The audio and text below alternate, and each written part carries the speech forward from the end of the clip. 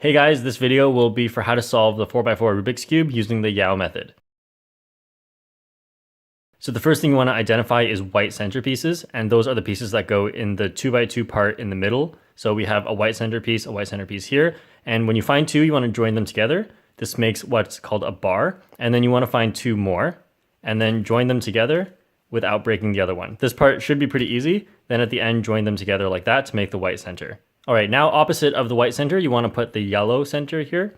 So what you want to do again is make bars. Here we have one already made. So what we're going to do is move it into the top, and that breaks the white center. So what we're going to do is spin it to the other side like this, and then move the white center back down. So here we have our last two yellow centers. So what we want to do is get them into a bar. Right now they're diagonal, which is not what we want. So we can split them up like this, and then move them in such a way that when we join them together again, they will make another bar. Move one up to replace the other one, spin it, and then come back down.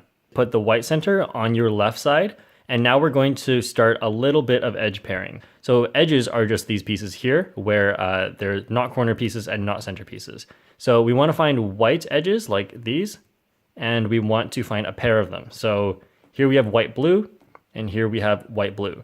So the goal here, in order to pair them up, is to use the two middle slices, the vertical slices here. This is currently on the right slice, so we want the other one to go on the left slice. So what we can do is something like this to get them both in the slices, one on the right, one on the left.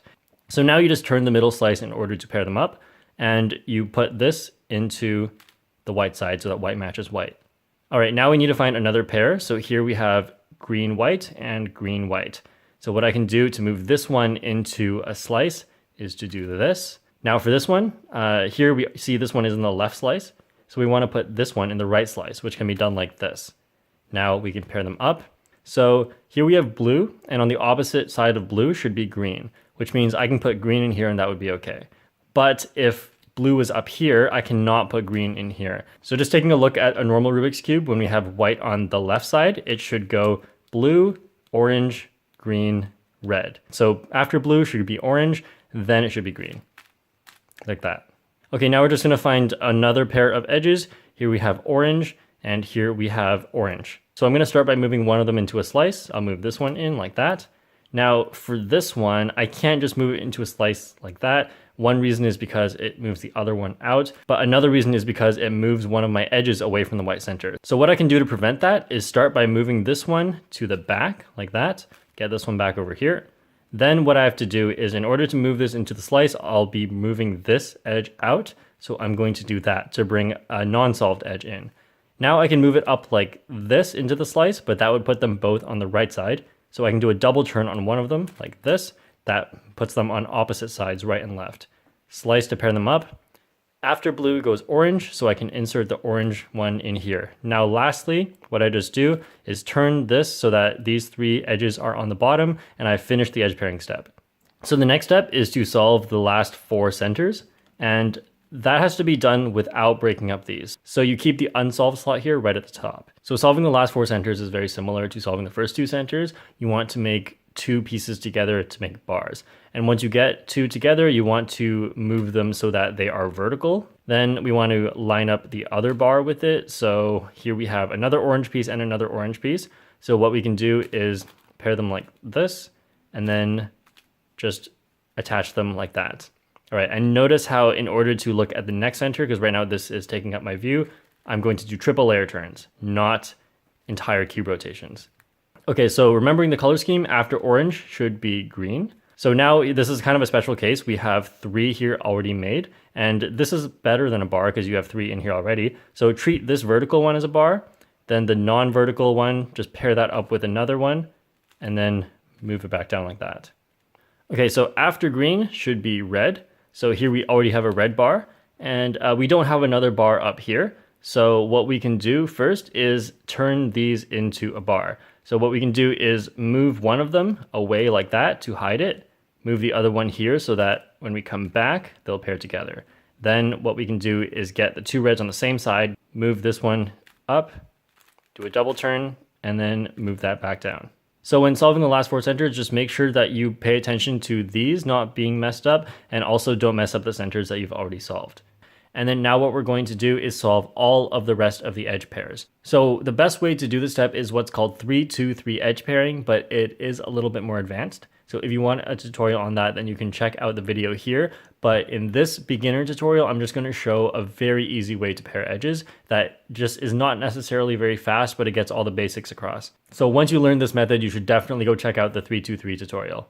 So we're going to start by focusing on the last remaining white edge. If you happen to have it attached to the white center already, just move it out of there. We want them not in the bottom layer. So for any pair of edges, you could get 3 possible cases. The first case is that one or both of them are not in the middle layer. They are in the top layer. So whenever you have them in the top layer, you want to move them into the middle layer. Move the middle layer here up, replace the piece that was there with the piece you're trying to solve. So like this, and then move it back down. Now we just need to place the other one in the middle layer. So we can place that over here, move this side up, move this one in, and then move it back down. So once you are in this position, you want to look at which slice each of these are in. And by slice, I mean these horizontal slices like this. Here we have one edge in the top slice. Here we have one edge in the bottom slice. So if they are in different slices, what you can just do is pair them up by turning the middle. It does break up the centers, but we're going to restore that soon. So now what you do is move this into the top layer like that. And what you want to do is replace it with any unsolved edge like this or this. But don't replace it with this one because this is a solved edge.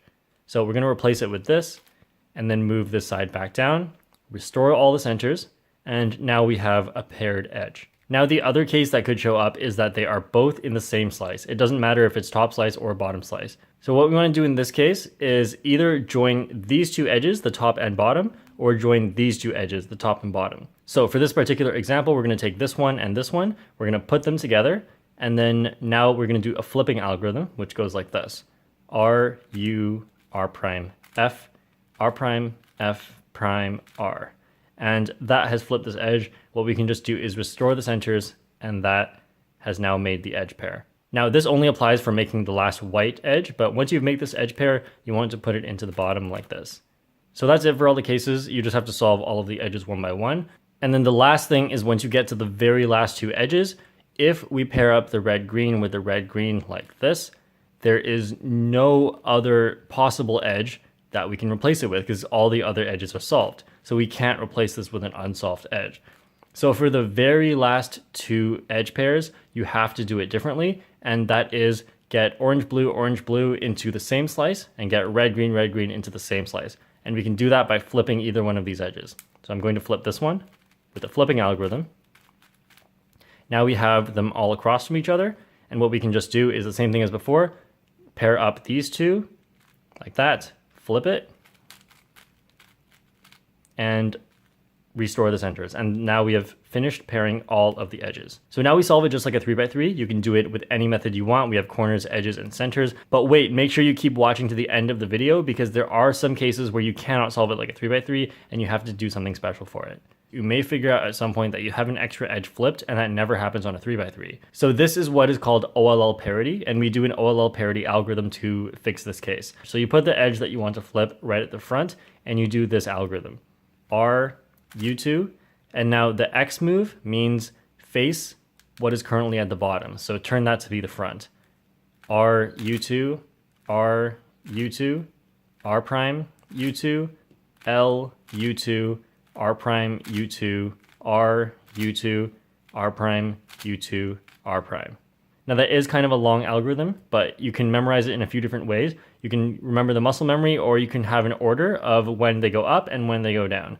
Now, once you get to moving around the pieces to the solve spots, you might notice that we have a swap of two pieces, which shouldn't be possible on 3x3. So this is another special case. So we do the PLL parity algorithm to solve this. So what this algorithm does is it swaps this front piece with this back piece. So how you do it is like this. The 2R2, the 2 in the beginning means only turn the second layer, like that. So 2R2, U2, 2R2, double layer U2, 2R2, double layer U2. And then now you have a case that you should normally be able to solve on a 3x3. So if you want to learn any more advanced things about 4x4, you can just check out the playlist here, or you can look at the individual videos down in the description. So these are all the important things you need to know to get very, very good at 4x4. Right now I average 40 seconds on 4x4, so you can definitely trust me on this. If you're interested in more speed cubing tutorials, I have more tutorials here on the end screen, and I guess I'll see you guys all next time.